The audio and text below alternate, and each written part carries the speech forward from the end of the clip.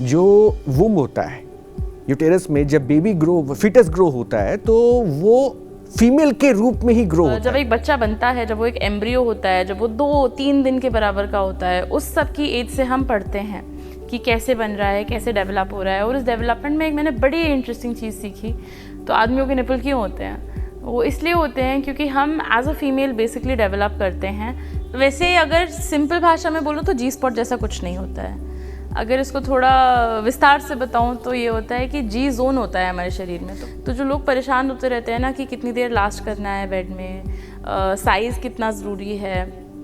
वैसे एक बात तो आपने महसूस किया होगा, ये रहा है ना कि हमारा जो कल्चर, हमारी जो सोसाइटी है वो मेल ओरिएंटेड, मेल डोमिनेटेड बताया गया। और शायद उनके लिए ये पॉइंट बहुत ज़रूरी है जिसका जिक्र अब मैं करूँगा और तनाया उसको और अच्छे से समझाएंगी। जो वुम होता है यूटेरस में, जब बेबी फिटस ग्रो होता है तो वो फीमेल के रूप में ही ग्रो होता है। Which is right, if I am wrong please stop me at that particular point. वो फीमेल के रूप में ही ग्रो करता है और बाद में ये डिसाइड होता है, क्रोमोजोनल जो चेंजेस होते हैं वो होता है कि भाई वो मेल बनेगा या फीमेल रिप्रोडक्शन के साथ आगे बढ़ेगा। Is it right? और शायद इसीलिए अगर ये टेंडेंसी है मेल ओरिएंटेशन की, तो शायद उनके लिए बहुत पॉजिटिव और बहुत अच्छा मैसेज है कि जीवन की शुरुआत एक महिला के रूप में हर किसी की, हर इंसान की, चाहे मैं पुरुष हूं या तनाया महिला है, महिला के रूप में ही हुई कुछ हफ्ते।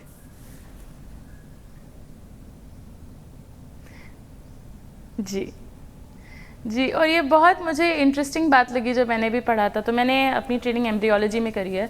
तो एम्ब्रियोलॉजी में हम ये पढ़ते हैं कि जैसे IVF और IUI जैसे जो प्रोसीजर्स होते हैं हम लोग सुनते हैं, हम एम्ब्रियोलॉजी में सीखते हैं इन्हें कैसे करना है। तो लोगों को फर्टिलिटी में असिस्टेंस देना, इसमें हम लोग जब एक बच्चा बनता है, जब वो एक एम्ब्रियो होता है, जब वो 2-3 दिन के बराबर का होता है, उस सब की एज से हम पढ़ते हैं कि कैसे बन रहा है, कैसे डेवलप हो रहा है। और उस डेवलपमेंट में एक मैंने बड़ी इंटरेस्टिंग चीज़ सीखी। वो ये है कि हर जो ह्यूमन डेवलपमेंट का डिफ़ॉल्ट टेम्पलेट है ना, वो फीमेल होता है। अगर आप डिफ़ॉल्ट टेम्पलेट में टेस्टोस्टेरोन डाल देंगे तो वो आदमी बन जाएगा, but basic template is as of a female. तो काफ़ी सारे लोग ये पूछते हैं कि अगर निपल्स, ब्रेस्ट का पर्पस होता है ब्रेस्ट फीडिंग के लिए, तो आदमियों के निपल क्यों होते हैं? वो इसलिए होते हैं क्योंकि हम as a female basically develop करते हैं। फिर आफ्टर अ सर्टन एज, कुछ वीक्स के बाद, जब भाई आप एक ब्लूबेरी के साइज़ के बेबी होते हैं, इतने बड़े से होते हैं, उस समय टेस्टोस्टेरोन का डेवलपमेंट शुरू होता है शरीर में, क्योंकि टेस्टिकल्स डेवलप होते हैं। और इस टेस्टोस्टेरोन से ब्रेस्ट का डेवलपमेंट रुक जाता है, पर निपल ऑलरेडी बन गया है। वही क्लिटोरिस पीनस बन जाता है, वही जेनिटेलिया का शेप चेंज होने लगता है, अलग होने लगता है। जो डिफ़ॉल्ट है वो फीमेल है। तो अगर हम ये मान के चलें और ये लोगों को सिखाएं और ये लोगों को समझाएं कि बहुत अंतर नहीं है, जो हम बैटल ऑफ द सेक्सेस बोलते रहते हैं, मैन वर्सेस वुमन बोलते रहते हैं, बहुत अंतर नहीं है। हम हैं at the end of the day humans, और हम सबका डेवलपमेंट सेम ही होता है। बस छोटी छोटी वेरिएशंस होती हैं जो हमारी डाइवर्सिटी में ऐड करती हैं और बहुत इंटरेस्टिंग बना देती हैं ज़िंदगी को। बट इतनी जंग की बात नहीं है एक्चुअली। तो देखिए, बहुत सारी सच्चाई, और अगर 10th तक की स्टडी में ह्यूमन रिप्रोडक्शन सिस्टम को किसी ने पढ़ा है तो उसको एलिब्रेट करके, यानी उसे और विस्तार से वृत्तांत भाषा में शब्दों के साथ तनाया समझा रही है। और ये ज़रूरी है ताकि आप अपने शरीर को तो जानिए, अपने शरीर को तो पहचानिए, और वो जो डिफरेंसेस होता है, जो दिमाग में अलग चीज़ लेके चलते हैं, उससे थोड़ा भ्रमित मत होइए और कॉन्सेंट्रेट कीजिए कि what is good for you. बहरहाल मैं 2 point what is good for you पे हूँ। तो final 2 questions. First question is regarding the commercial gimmick, जिस पे एक हिस्सा आपने समझा दिया। दूसरा है जी स्पॉट। इसके लिए भी बड़े बड़े प्रकंड विद्वान आजकल सोशल मीडिया पर आ चुके हैं जो बताते हैं कि we can just tell you everything, कि जी स्पॉट के साथ कैसे आप अपने आप को इंटरेक्ट करें और कैसे how to satisfy. What is that? Is this a myth, या भ्रम है, या एक्चुअली ऐसा कोई? मैंने साइंस टर्म में ढूंढने की कोशिश की, मुझे नहीं मिला। मैं इसलिए समझना चाह रहा था आपसे।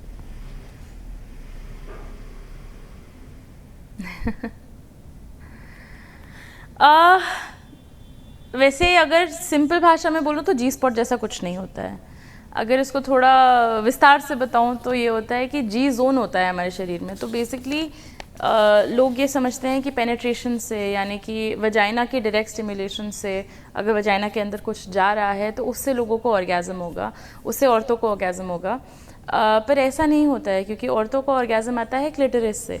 क्लिटोरिस शरीर का एक अंग होता है जिस पे अगर आप भरपूर मात्रा में टेस्टोस्टेरोन डाल दें तो वो बड़ा हो जाता है और वो पीनस बन सकता है। तो जैसे हम मतलब सिंपल भाषा में समझें तो क्लिटोरिस और पीनस भाई भाई होते हैं, ये बस मतलब सेम ऑर्गन है, इनका ओरिजिन सेम है। तो ऑर्गेजम्स औरतों के लिए क्लिटोरिस से आते हैं, ना कि वजाइना से। और क्लिटोरिस अगर हम वल्वा का मॉडल देखें, जैसे मेरा भी मॉडल है, तो कभी हम एक्चुअल वल्वा भी देखें तो क्लिटोरिस इतना सा दिखता है, एक छोटे से मटर के दाने के बराबर एक छोटी सी चीज़ होती है ऊपर, और लोग सोचते हैं बस यही है, पर एक्चुअली क्लिटोरिस काफ़ी बड़ा होता है, करीब आपके पाम के साइज़ का होता है। मेरा मॉडल कहीं तो पड़ा है, कभी दिखाऊंगी मैं। तो जो क्लिटोरिस होता है वो वजाइना के, अगर ये वजाइना है ऐसे गोल सा, तो क्लिटोरिस उस पर ऐसे बैठा होता है, जैसे हम बुलेट पे बैठते हैं, ऐसे समझ लीजिए कि बुलेट वजाइना है और जो दो पैर हैं वो क्लिटोरिस के पैर हैं। तो कभी कभी अगर आप वजाइना के फ्रंट पार्ट को ऐसे स्टिमुलेट करें जिसके ऊपर क्लिटोरिस बैठा है, तो नेचुरली क्लिटोरिस इनडायरेक्टली उसको तो थोड़ा तो स्टिमुलेशन मिल ही रहा है, भले ही डायरेक्टली नहीं मिल रहा है। तो इस एरिया में जनरली सेंसेशन प्लेजरेबल होता है और इसको हम पूरा एक जी जोन बोलते हैं। इसको टेक्निकल भाषा में क्लिटरो यूरेथ्रो वजाइनल कॉम्प्लेक्स CUV कॉम्प्लेक्स बोलते हैं हम, बट सिंपली अगर कोई बोलना चाहे तो इसको जी जोन बोल सकते हैं। जी स्पॉट एक डॉक्टर ग्राफियनबर्ग करके एक डॉक्टर थे, डॉक्टर ग्राफियनबर्ग करके एक जर्मन डॉक्टर थे, उन्होंने ऐसा देखा कि इस एरिया एक पर्टिकुलर एरिया है वजाइना के वॉल में जहाँ लोगों को स्टिमुलेशन पसंद आ रहा है, जहाँ अच्छा लग रहा है, हमने साइंस में ऐसा समझा। तो वो ओवर द इयर्स, ये 1940s में शायद उन्होंने इसको स्टडी किया था। ईयर पक्का गलत है, ईयर मत काउंट करिए। लेट इट बी, ठीक है, मैं डॉक्टर ग्राफियनबर्ग वो करेक्शन हो जाएगा ईयर का। एरिया स्टडी किया था, वो इतने ओवर द इयर्स ठीक है, तो ओवर द इयर्स उनकी जो अंडरस्टैंडिंग थी वो डिस्टिल होते होते होते अब लोगों ने ऐसा समझ लिया कि एक बटन होता है वजाइना के अंदर, उस बटन को दबाइए तो इंस्टेंटली ऑर्गेज्म हो जाता है। ऐसा नहीं होता है।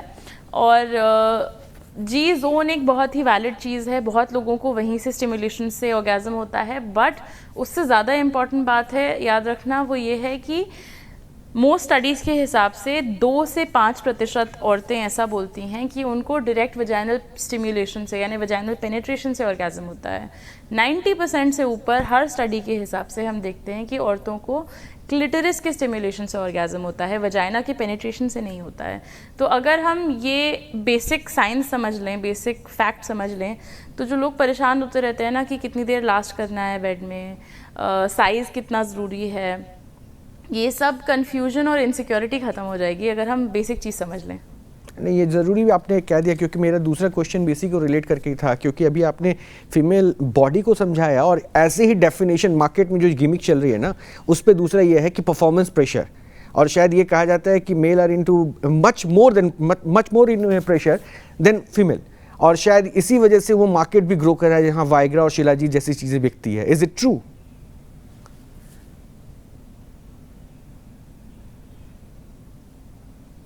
देखिए, वाइग्रा तो एक मेडिकल ड्रग होती है, तो वाइग्रा भी मैजिकल है अपने उसमें। वाइग्रा के इन्वेंशन से पहले हमारे पास इरेक्टाइल डिसफंक्शन के लिए कोई ऑप्शन नहीं था, तो एक मेडिसिन है वो, इट इज़ वेरी यूज़फुल।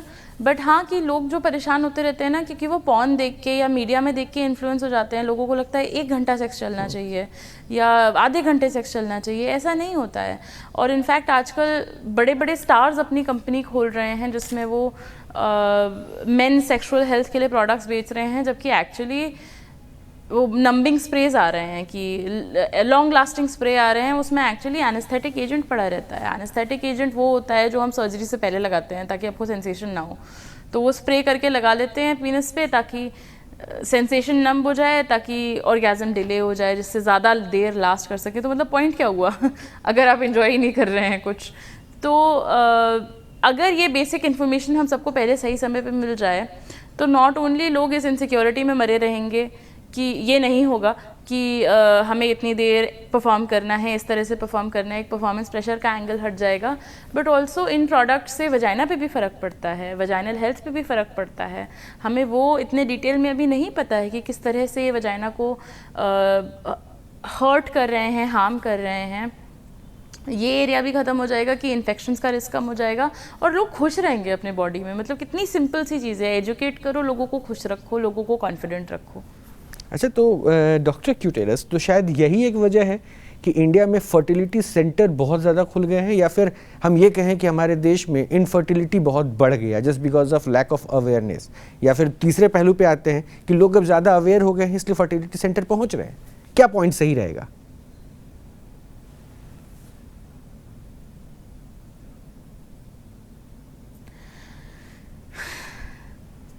मैं एग्जैक्टली किसी पॉइंट से नहीं अग्री कर सकती। मैं खुद एक फर्टिलिटी ट्रेंड डॉक्टर हूँ, मैं एक एम्ब्रियोलॉजिस्ट हूँ, तो मैं इस इंडस्ट्री को बहुत अच्छे से समझती हूँ और मैं ये जानती हूँ कि लोगों के ऊपर बच्चा पैदा करने का इतना प्रेशर होता है ना। हमारे पास कितने मरीज़ आते हैं जो शादी के 6 महीने बाद सीधे फर्टिलिटी ट्रीटमेंट के लिए आ जाते हैं, बोलते हैं 6 महीने हो गए बच्चा नहीं हुआ। क्योंकि हमारे यहाँ सब मतलब बड़ा प्रेशर डालते हैं। हर कोई भी मैरिड कपल से कोई भी मिलता है तो सीधे ये पूछते हैं गुड न्यूज़ कब दे रहे हो, बच्चे का क्या प्लान है। तो हमारा पूरा सोसाइटी इतना ज़्यादा बच्चामय, इतना बच्चा ओरिएंटेड है कि एक बड़ा सोशल प्रेशर बन जाता है बच्चा होने का या ना होने का। तो पहले ऑप्शंस नहीं थे, पहले हमारे पास कोई ट्रीटमेंट नहीं था, पहले हमें पता भी नहीं था इनफर्टिलिटी कैसे होती है, क्यों होती है। धीरे धीरे हम समझ रहे हैं, हमें ऑप्शंस मिल रहे हैं। पहले किसी की अगर ट्यूब्स ब्लॉक्ड होती थी तो उसको बोल देते थे ये तो बांझ है, इसका कुछ नहीं हो सकता। अब ट्यूब ब्लॉक वाली बांझ महिला में भी हम प्रेगनेंसी ला सकते हैं। पहले किसी आदमी के अगर 0 स्पर्म है या बहुत लो स्पर्म काउंट है तो बोल देते थे इसका तो बच्चा हो ही नहीं सकता। अब हम सर्जिकल प्रोसीजर्स से उन स्पर्म से भी बेबी क्रिएट कर सकते हैं और मतलब बहुत ऑप्शंस आ गए हैं। बस यही था कि पहले कोई तरीका नहीं था, कोई चारा नहीं था लोगों के पास, अब ऑप्शन आ गए हैं। And I think fertility and sexual pleasure are 2 unrelated things. ऐसा नहीं है कि जो लोग बहुत सेक्सुअल प्लेजर एंजॉय करते हैं उनकी फर्टिलिटी बहुत हाई होगी, या जिन लोग को प्लेजर नहीं मिल रहा है उनकी फर्टिलिटी ख़राब होगी। ये एक बड़े एरिया के 2 अलग अलग एस्पेक्ट हैं एंड काफ़ी ऑप्शंस आ गए हैं लोगों के पास thankfully, which is quite nice in my opinion. चले, बहुत बहुत शुक्रिया वक्त देने के लिए, डिस्क्राइब करने के लिए, लोगों तक की जागरूकता, अवेयरनेस पहुंचाने के लिए, which is very much necessary. क्योंकि आज शॉर्ट फॉर्म में मैंने कहा ना 30 सेकंड में लोग दुनिया जानने का दावा कर देते हैं, तो ये बहुत ज़रूरी था कि उसको कम से कम 30 सेकंड निकाल के इनके पॉइंट्स को समझ ले, जो एक लेखिका, जो एक हिस्टोरियन, जो एक MBBS समझा रही हैं अपने कंटेंट के जरिए। बहुत बहुत शुक्रिया तनाया जुड़ने के लिए। Thank you.